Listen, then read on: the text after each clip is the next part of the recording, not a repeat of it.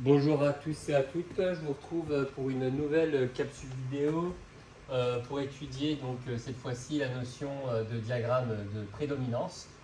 Alors la notion de diagramme de prédominance dérive directement d'une notion qui a été abordée dans la précédente capsule vidéo. Il s'agissait du diagramme de distribution. Donc on avait vu que le diagramme de distribution, euh, à partir de la connaissance du pH, permettait de savoir quelle allait être l'espèce chimique prépondérante dans une solution aqueuse mettant un couple acide-base AH-A-.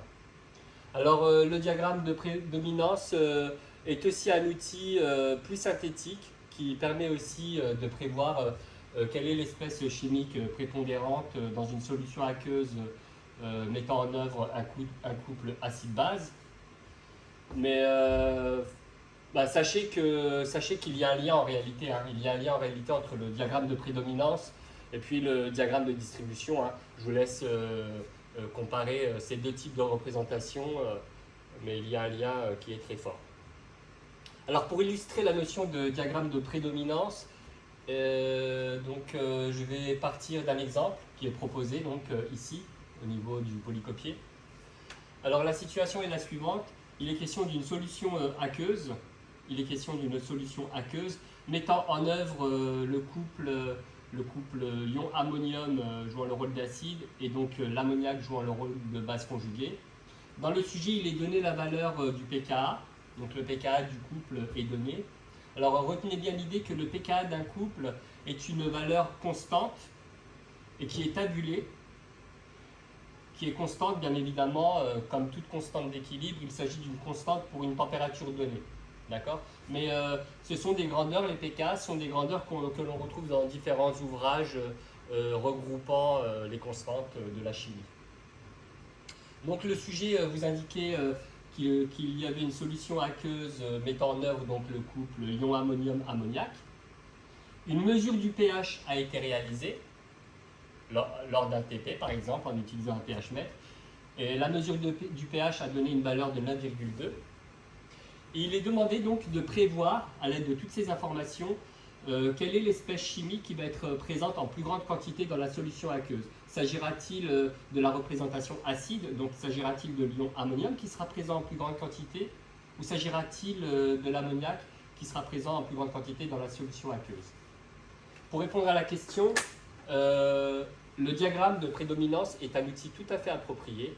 Alors voici comment procéder pour mettre en œuvre un diagramme de prédominance en vue de prévoir l'espèce chimique prépondérante. Alors il s'agit de tracer un axe horizontal gradué en pH, car comme nous le savons, la notion d'espèce chimique prépondérante dans une solution aqueuse mettant en œuvre un couple acide-base va dépendre du pH. Donc on dessine un axe horizontal gradué en pH, et on situe la valeur qui est constante et qu'on retrouve dans des ouvrages, la constante tabulée pour une température donnée. On reporte la valeur qui vaut, alors on place au milieu, hein, d'accord, au milieu, on peut placer la valeur du pKa. Je note la valeur du pKa. On la place, cette valeur qui vaut, entre parenthèses, je note 9,2. Alors, une fois qu'on a placé la valeur du pK sur cet axe horizontal, on utilise le résultat du cours. Alors, le résultat du cours ci-dessus indique si le pH de ma solution aqueuse,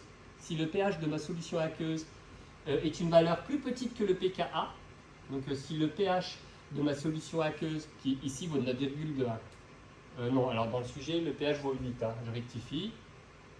Je regarde le sujet, le pH vaut 8,0.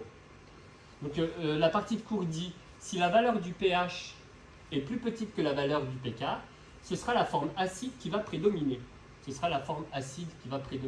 Donc là, si on applique le résultat, on va indiquer pour les valeurs de pH, donc dans toute cette zone-là, alors je vais dessiner peut-être un grand trait pour bien séparer, pour toutes les valeurs de pH qui sont plus petites que 9,2, pour toutes les valeurs de pH qui sont plus petites que 9,2, ce sera la forme acide, le représentant acide du couple qui va prédominer.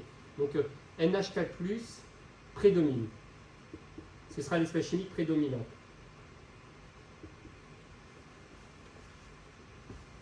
La partie de cours indique si le pH de la solution aqueuse est plus grand que la valeur du pK, si le pH de la solution aqueuse est plus grand que la valeur du pK.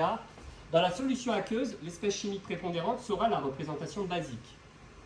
Donc ici, la représentation basique, ça voudra dire que si la valeur du pH mesuré est plus grande que le pK, qui est de 9,2, ce sera la forme basique, c'est-à-dire la forme NH3 qui prédomine. Et bien évidemment, le cas particulier, c'est le cas particulier où la valeur du pH de la solution aqueuse est parfaitement égale à la valeur du pKa. Donc dans ces domaines-là, il y a la concentration molaire, donc il y a équivalence, hein, aucun des deux prédomine, l'acide et sa base conjuguée sont présents à la même quantité. Donc je note l'égalité des concentrations molaires à l'équilibre. Voici donc pour ce que nous indique le cours. Désormais, répondons à la question, par rapport à l'exemple que nous avons, mettant en œuvre le couple ion ammonium-ammoniac. Alors, étant donné que la valeur du pH est de 8, alors on reporte la valeur du pH, réellement mesurée, qui vaut 8. Alors, où se situe 8? Est-ce qu'il se situe après 9,2 ou avant? Ben, la réponse est plutôt avant, donc on situe grossièrement la valeur du pH qui est de 8. Là, c'est la valeur du pH. Et puis nous regardons dans quel cadran nous nous situons. Donc nous nous situons dans le cadran qui indique que l'espèce chimique prédominante sera l'ion ammonium. Donc la conclusion et la réponse à la question, ce sera la suivante. L'ion ammonium NH4+, prédomine dans la solution aqueuse. Prédomine devant la forme basique, la base conjuguée NH3.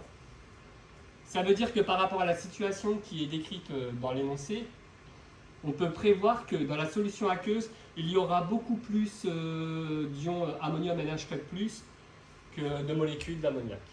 Donc voici résumé à travers cet exemple l'utilisation des diagrammes de prédominance pour prévoir quelle est l'espèce chimique prépondérante entre un couple acide-base, donc pour savoir est-ce que ce sera la forme acide qui va être prépondérante ou bien la base conjuguée à partir de la connaissance du pH et à partir de la donnée du pKa. Ben, je vous remercie de m'avoir suivi là, et je vous retrouve pour d'autres capsules vidéo pour terminer la suite du chapitre. Merci bien, au revoir.